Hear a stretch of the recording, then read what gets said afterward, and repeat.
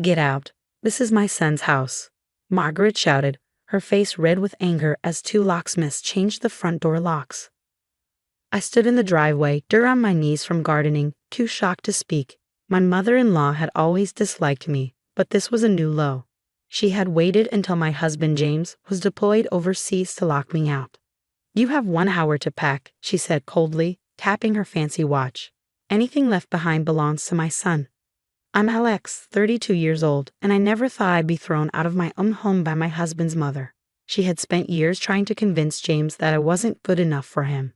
One of the locksmiths gave me a sympathetic look. Take your time, he whispered, but Margaret shot him a glare, shutting him up. I stayed calm as I walked inside. Margaret followed, making sure I didn't take anything she considered valuable. I told James he should have made you sign a prenup, she sneered. But at least the house is only in his name. I didn't respond. She had no idea about the legal papers James and his father had arranged before his father passed away. You were never right for him, she continued. A small-town teacher. James needs someone with status. I picked up a wedding photo of James and me, laughing on our special day. Margaret snatched it from my hands. Family photos stay, she said smugly. You're not family anymore. I just smiled to myself. The real wedding album was hidden where she'd never find it. Just then, my phone buzzed. A message from James. Morning, beautiful. Signal's bad here, but I love you. Hope Mom's keeping you company. Oh, she was keeping me company, all right. Margaret smirked. Don't contact him. I already told him you've been bringing men over, letting the house go to ruin. He won't believe a word you say. I raised an eyebrow but said nothing. James knew me too well to fall for her lies. Besides, he'd notice if I missed our weekly video call. Margaret, thinking she had won, went on. I already called a realtor. The house is too big for one person. James can buy something more suitable when he's back, with someone better suited for him. I finished packing, taking a final look around the bedroom James and I had shared for 8 years. Margaret didn't notice me running my hand along the back of the dresser, checking that something important was still safely hidden. I called you a taxi, she said, practically shoving me out. Your car doesn't belong in this neighborhood. As the locksmith finished, I saw him slip some paperwork into his pocket, probably proof of who had authorized the lock change. That might be useful later. As my taxi arrived, Margaret stood by the door, talking loudly on the phone. Yes, the house will be available for viewing next week. The previous occupant is finally gone. I put my suitcase in the taxi and turned to her with a calm smile. Good luck with the sale, Margaret. She frowned, expecting me to cry, beg, or cause a scene. Instead, I waved and left. She had no idea I was ready for this. I had prepared for years, keeping records, hiding important documents, and planning for the day she'd try something like this. And most importantly, she had no clue about the promise James's father had made before he died. The taxi driver glanced at me. You okay? I smiled. I'm fine, just handling some family business. As we drove off, I saw Margaret removing my wind chimes, trying to erase every trace of me. Let her try. She was about to learn the hard way that she hadn't won at all. I had 1 week before she put the house on the market, 1 week to turn the tables. That was more than enough time. Kate's guest room became my safe space as I put my plan into action.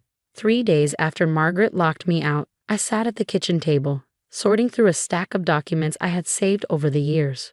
I still can't believe she actually changed the locks, Kate said, handing me a cup of coffee. Doesn't she know that's illegal? I smiled. Margaret never worries about what's legal. She only cares about what she can get away with. And James still doesn't know. Our video call is tomorrow, I said. I wanted to have all the proof ready first.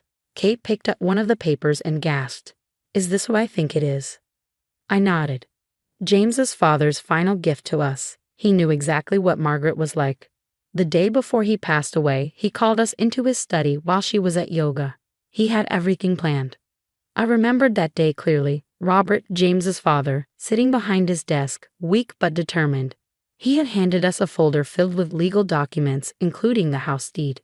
My wife means well, he had said, but she always tries to control James. This house should belong to you both, not be something she can use against you. We had signed the papers then and there. The house was transferred to both James and me, with a rule that it couldn't be sold without both of our signatures. Margaret had been too busy with her social events to notice. I glanced at my phone and opened an email from the locksmith. As expected, he had sent proof that Margaret had changed the locks illegally. "What about the realtor?" Kate asked. "I called her this morning," I said. Once I showed her the house documents, she was very helpful. Margaret has a reputation, it seems. The realtor had been shocked to learn Margaret tried to sell the house without proper paperwork. She immediately pulled out of the deal but sent me copies of all her messages with Margaret first. Just then, my phone buzzed with a text from our elderly neighbor, Mrs. Sullivan. "That utility guy just left. I told him everything, and he took lots of notes." I had asked Mrs. Sullivan to keep an eye on the house. Margaret needed to switch the utilities into her name, which meant the fraud department would now be involved. Kate shook her head in amazement. "You thought of everything." "I had 8 years to prepare," I said. "Margaret's been trying to get rid of me since I married James. I learned to document everything." Then my phone rang. It was the family lawyer who had helped with the house transfer. "Alex, we have a problem. Margaret just tried to file paperwork saying James gave her power of attorney before his deployment." I smirked. "Let me guess. The signature doesn't match the one on our house papers?" "Not even close," he said. "She's getting desperate. Should I contact the DA's office?" "Not yet," I replied. "Let's see what she tries next." After hanging up, I turned to Kate. She's panicking. Losing the realtor must have shaken her. What's next? I checked my calendar. Video call with James tomorrow at 10 a.m. Once he knows what's going on, we move to phase 2. The rest of the day, I prepared. I gathered statements from neighbors, emails from a realtor, and the fraud report from the utility company. Everything was neatly organized, ready to present. That evening, Margaret made her next move. My phone buzzed with her messages. "You're making a fool of yourself. James never loved you. He was just too nice to say it. If you leave now, I won't press charges for the things you stole. I know what you're doing. It won't work." I forwarded each message to my lawyer without replying. Margaret was realizing she couldn't sell the house and was grasping at straws. Later that night, I sat on Kate's porch, looking at the stars and thinking about James. We had been through so much together. Deployments, family drama, loss. Margaret had never understood our bond. My phone buzzed with an alert from our home security system. Margaret was at the house, carrying out boxes. I pulled up the camera feed and saw she was taking photo albums and family mementos. "Should we stop her?" Kate asked. I shook my head. "Those are just copies. The real ones are in our safety deposit box. Let her think she's erasing me. It'll make tomorrow more interesting." I watched Margaret struggle with the boxes, a flicker of pity crossing my mind. She had spent her life trying to control everything. Now she was losing it all. Tomorrow's call with James would change everything. Margaret thought she had won. She had no idea her perfect plan was about to fall apart. At exactly 1,000 hours, James's face appeared on my laptop screen. Despite the grainy video quality, I could see his concerned expression immediately. "Alex, what's going on? Mom's been sending me strange messages about you abandoning the house and stealing things." I tried calling her, but she keeps making excuses. I took a deep breath.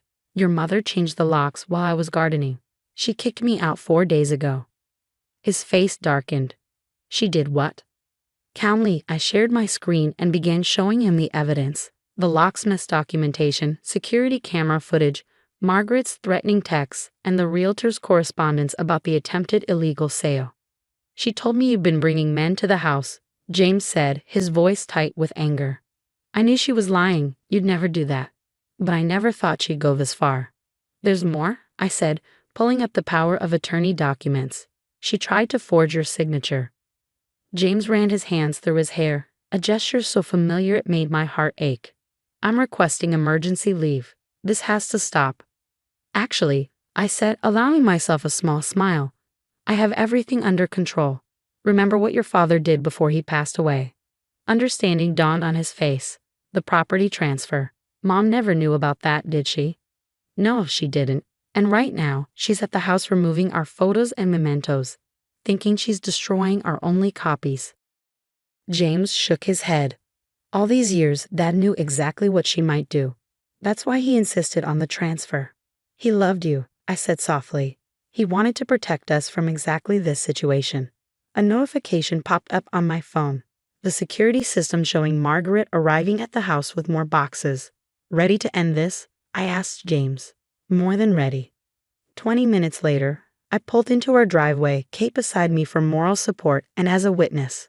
Margaret's expensive SUV was parked haphazardly across the front lawn, her frustration evident even in her parking.